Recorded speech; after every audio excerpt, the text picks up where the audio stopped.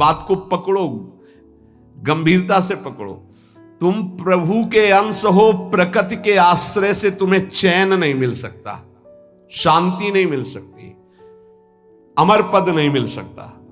तुम भटकते रहोगे, क्लेशित होते रहोगे, भयभीत होते रहोगे। भटकना जन्म मरण। भगवान के एकमात्र आश्रय से तुम्हें विश्राम मिलेगा और कहीं नहीं। जैसे गोस्वामी जी कहते, पायो परम विश्राम, राम समान प्रभु नाही कहूं। लेकिन कोई भगवान का आश्रय लेना नहीं चाहता, रुपया का आश्रय लेना चाहता है। वस्तु का बल, पद का बल, परिवार का बल, देह का बल, समाज का बल। तब तक भगवान के दर्शन हो जाएं, लोग बातें बनाते समझते नहीं। अरे द्रौपदी जी अवतार हैं, द्रौपदी जी कोई जन्म नहीं लिए, अवतार हैं, शक्ति का अवतार हैं, यज्ञ कुंड से प्रकट हुई। लेकिन आश्रय दृढ़ तब हुआ इस घटना के बाद, चीरहरण घटना के बाद। नहीं, पांडवों का आश्रय था, सभा का आश्रय था, अपना बल का आश्रय था, दांत का आश्रय लिया। जब सब छूट गया तो गोविंद द्वारिकावासिन।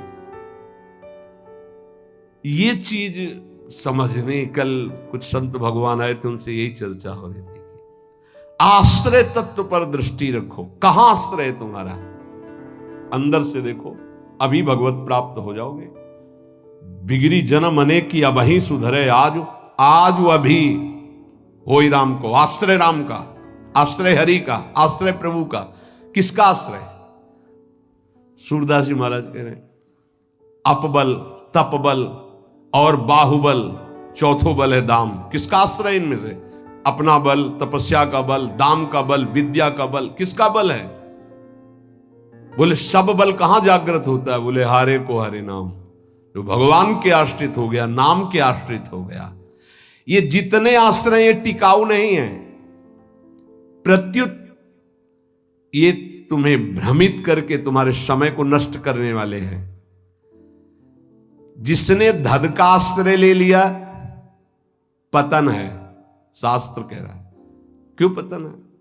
खूब बल आ जाता है अंदर, क्योंकि गलत आश्रय लिया ना धन का। अब वो मतवाला हो जाता है, शराब पीना, मांस खाना, व्यभिचार करना, ये उद्दंडता ही उद्दंडता आने लगती है।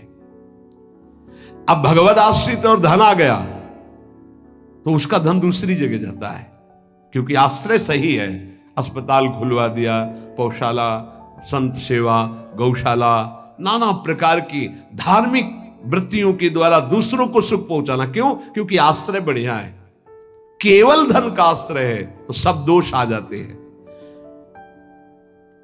इतना ही नहीं, शुभ कर्मों का आश्रय बन जाता है, साधना का आश्रय बन जाता है।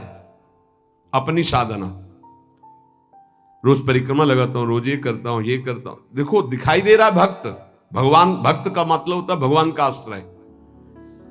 अब वो ये जो सत साधनाएं हैं, असत नहीं है, पर इनका जो आश्रय हो गया वो डायरेक्ट भगवान के आश्रय से हट। अब हमारी टांगें मजबूत हैं तो हम परिक्रमा लगा रहे हैं, कल टांग टूट गई तो आश्रय भगवान का, उनके आश्रय से भगवत प्राप्ति होगी, कोई इनके आश्रय से थोड़ी। लेकिन अगर वो आश्रय लिया है तो फिर लगेगा हमसे कोई साधना ही नहीं हो रही, आप असंतुष्ट हो जाएंगे। एकमात्र भगवान का आश्रय। तभी कह रहे बिगड़ी जन्म अनेक की अबही सुधरे आज। अभी इसी क्षण सुधार हो जाएगा, अभी इसी क्षण बात बन जाएगी। अनेक जन्मों की बिगड़ी क्या? आश्रय केवल प्रभु का, मामुपाश्रिता। भगवत प्राप्ति की साधना का भी आश्रय नहीं। ध्यान दो, ये बड़ा सूक्ष्म आश्रय केवल प्रियालाल का। साधना बन रही बढ़िया, कल साधना ना बने, ऐसे रोग हो जाए, ऐसी शरीर की स्थिति हो जाए, ऐसी मना स्थिति हो जाए तो हमें भगवत प्राप्ति नहीं होगी क्या? होगी। बोले क्यों होगी? तुमसे कोई साधन तो बनता नहीं। बोले हमने साधन का आश्रय नहीं लिया, हमने तो प्रियाजू का आश्रय लिया। सर्वेषु साधन वरेषु चिरम निराशा। बात समझना, ये आंतरिक है, आध्यात्मिक। भरोसा केवल प्रभु का, आश्रय केवल प्रभु का, इसी से भगवत प्राप्ति होती है। पूर्व में जब प्रथम बोलना शुरू हुआ था मुरारी से, उनसे यही आश्रय तत्व पर केवल चर्चा होती थी। आश्रय को समझिए। अगर आश्रय साधन का तो भोग साधन का होता है, साधन सुख का भोग होता है। इसीलिए यह गुण साधनते नहीं, बड़ा सूक्ष्म। अब जैसे अल्पज्ञ साधक है तो सोचता है कि फिर तो साधना ही नहीं करनी चाहिए। तो अभी तक आप कर रहे थे क्या? आपसे करवा रहे थे जिनके आश्रित हो। ऐसे भाव में आओ। साधन हो रहा है, प्रभु को समर्पित हो रहा है। नहीं हो रहा है तो हम तो प्रभु को समर्पित ही हैं, हमारी भगवत प्राप्ति तो पक्की है। भाई ये समझ आनी बहुत कठिन हो जाती है। हम परिक्रमा लगाया है तो कह सकते हैं कि हम भगवत प्राप्ति कर सकते हैं, क्योंकि साधन का भरोसा है। अगर नहीं लगा पाए तो हमारे भरोसा में कमी हो जाएगी। आप आखिरी बात समझ लीजिए, यदि आपने अंदर से आश्रय हमारे प्रियालाल का ले लिया और कुछ नहीं बन रहा तो भगवत प्राप्ति हो जाएगी। हमारी बात समझ लेना। ये हम बहुत समझी सोची हुई बात कर रहे हैं। आश्रय आपका कहां है? एक क्षण के आश्रय को प्रभु बहुत बड़ा मान लेते हैं। ध्यान रखना, जब बाली जी का भगवान ने प्रहार करके वध किया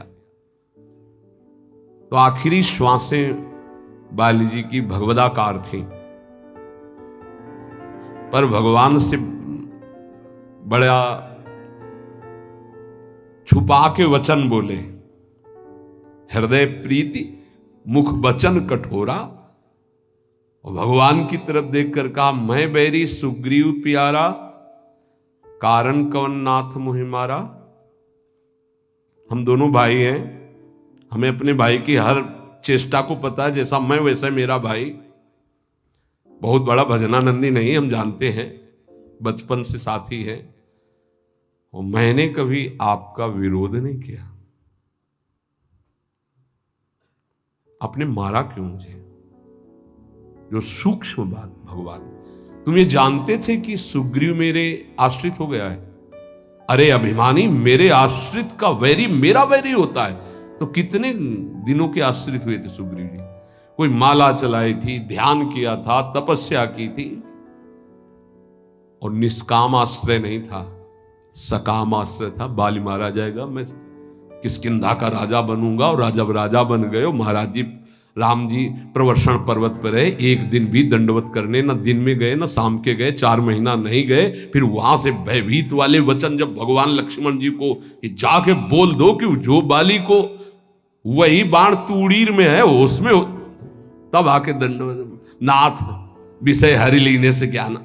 हम आपको बात बता रहे हैं प्रमाण सहित। भगवान ने जो वचन कहे उस बहुत मानने और समझने वाली बात। तुम जानते थे कि सुग्रीव मेरे आश्रित हो गया। अरे अभिमानी, तू मारना चाहता मेरे आश्रित का वैरी मेरा वैरी, मेरे आश्रित का मित्र मेरा मित्र, इसलिए मैंने तुम्हें मारा। फिर वो आगे की जो बात अनुज बधु भगनी सुत नारी व्यवहारिक की बात कही, आंतरिक बात जो कही, मेरा शरणागत मेरे आश्रित। अन्य आश्रय टिकाऊ नहीं है, पहले दिमाग में रख लो। यहां तक कि साधना का आश्रय भी। इसीलिए सर्वेषु साधन वरेषु चिरम निराशा। साधना का आश्रय साधन का भोग करवाने लगता है। साधन का भोग क्या होता है? एक अहम में सुख। दिन में 3 परिक्रमा लगाता हूं वृंदावन की, वो अहम में जो आश्रय बैठ गया साधना का, ये अहम भोग कर रहा है उसका। 3 लग गई तो कोई बात नहीं, 3 दिन नहीं लगी तो कोई बात नहीं। उन्हीं के तो आश्रित। मान लो कोई ऐसी शरीर की अव्यवस्था, प्रमाद नहीं होती, प्रमाद नहीं होता भक्तों में। आश्रय हमारा प्रभु का, जैसी उनकी रुचि हो वैसा चलावे। बहुत बढ़िया साधन बन गया तो हमें कोई हर्ष नहीं है, और कोई साधन नहीं हुआ तो हमें कोई शोक नहीं है। ये स्थिति समझना बड़ा कठिन है। जब तक उपासक भगवान के आश्रित नहीं होता, तब तक वो किसी न किसी पराधीनता को स्वीकार करता रहता है, और इसीलिए उसका दुख नहीं मिटता। अन्य आश्रय परिणाम दुख। ध्यान रखना, प्रभु के सिवा अन्य आश्रय बराबर दुख।